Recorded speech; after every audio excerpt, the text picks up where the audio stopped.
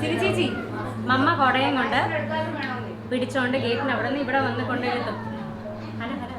ഇവിടെ നിർത്തും. അല്ല, ഇവിടെ നിൽക്കും. നിർത്തിയിട്ട് കിണ്ടിയിൽ വെള്ളം ഒഴിച്ച് വാ കഴിപ്പിച്ച് കോളാമ്പിയിൽ വെച്ച് മമ്മ ആദ്യം മധുരം തരും. എന്നിട്ടിങ്ങനെ തഴുകി ഇരുത്തും.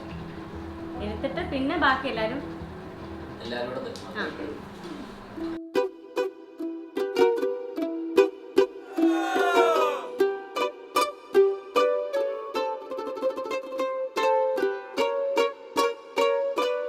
ശരിക്കും പറഞ്ഞു കഴിഞ്ഞാൽ ഈ 10ൽ പഠിക്കുമ്പോഴേ MGOCSത്തിൻ്റെ ഒരു ക്യാമ്പ് ഉണ്ട്.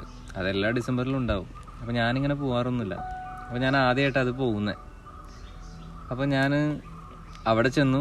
പിന്നെ നമ്മൾ 10ൽ പഠിക്കുമ്പോൾ നമ്മുടെ ബുദ്ധി അറിയാലോ, നിലവാരം ഓഫ് ദ ബുദ്ധി. ആ ഒരു ലെവലിൽ നമ്മളെല്ലാവരുടെ അടുത്ത് ഭയങ്കര കമ്പനി. നമുക്ക് പിന്നെ ഇങ്ങനെ അടച്ചുറപ്പുള്ള മനസ്സൊന്നുമല്ലല്ലോ, ഭയങ്കര ഓപ്പണാണ്. അപ്പോൾ പിന്നെ എല്ലാവരുമായിട്ടും വലിയ കമ്പനിയും കാര്യങ്ങളൊക്കെയാണ്. പിന്നെ ഒരു വെക്കേഷൻ ക്ലാസ്സും അല്ല വെക്കേഷൻ്റെ ഒരു ക്യാമ്പും അങ്ങനെയൊക്കെ ആകുമ്പോൾ ഒരു സന്തോഷം. അത് കഴിഞ്ഞ് അപ്പോൾ ഇവളാണ് തെറിച്ച് നിൽക്കുന്ന ആള്. അവിടെ എല്ലായിടത്തും ഓടി നടക്കും. ഒരു സാധനം അമിട്ട് വിട്ട പോലെ അങ്ങോട്ടും ഇങ്ങോട്ടൊക്കെ പോണതാണ്. അപ്പോൾ എന്തായാലും എല്ലാവരും നോട്ടീസ് ചെയ്യും. ഞാനും നോട്ടീസ് ചെയ്തു.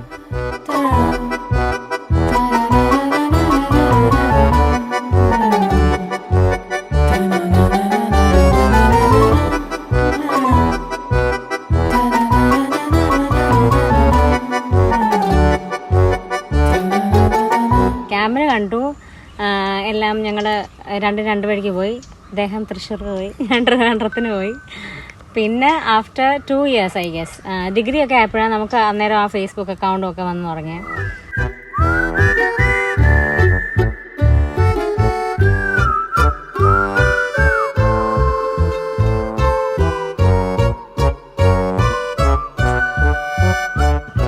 അത് കഴിഞ്ഞ് പിന്നെ ജോലിയൊക്കെ ആയി. അതൊക്കെ ആയപ്പോഴാണ് പിന്നെ ഫേസ്ബുക്കൊക്കെ തുറക്കുന്നത് തന്നെ. അതിൻ്റെ ഇടയിലും തുറക്കാറുണ്ടില്ല എന്നല്ല, പിന്നെ ശരിക്കും അതിലൊക്കെ ഇരിക്കാൻ ഒരു സമയം ടൈം കിട്ടിയതൊക്കെ അപ്പോഴാണ്. പിന്നെ ഇങ്ങനെ നോക്കി നോക്കുമ്പോൾ ദേ ഒരുത്തി നോയിൽ ഉമ്മൻചാക്കോ അതേ മോന്ത വെച്ചിരിപ്പുണ്ട് DP-യിൽ.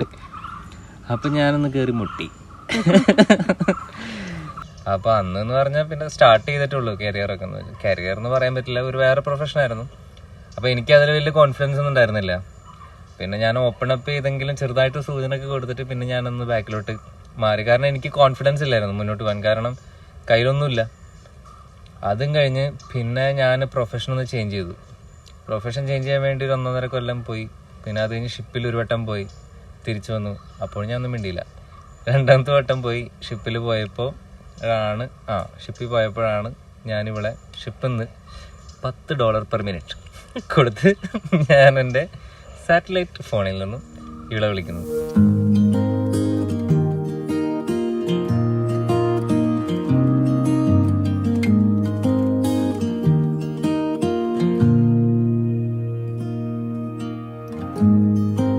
Forever seems like a long time, but nothing seems like a long time when I am with you.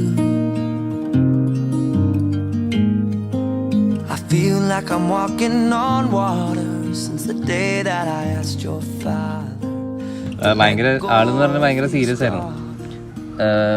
ഭയങ്കര പക്കയാണ് എല്ലാ കാര്യത്തിലും. എന്ന് പറഞ്ഞാൽ ഇങ്ങനത്തെ റിലേഷനൊക്കെ വെറുതെ ഇങ്ങനെ ഹാവായി ഒരു റിലേഷൻ ഒന്നുമല്ല ആൾക്ക്. ഭയങ്കര സീരിയസ് ആയിട്ടുള്ള ഇതാണ്. അപ്പോൾ അതെനിക്കും അറിയായിരുന്നു. അപ്പോൾ അത് കഴിഞ്ഞ് പിന്നെ ഞങ്ങൾ 2.5 കൊല്ലം പ്രേമിച്ച് കിടന്നു. അത് അടിപൊളിയായിരുന്നു. പെട്ടെന്ന് പിണങ്ങും, പെട്ടെന്ന് ഇണങ്ങും. അതാണ് മെയിൻ ക്യാരക്ടർ.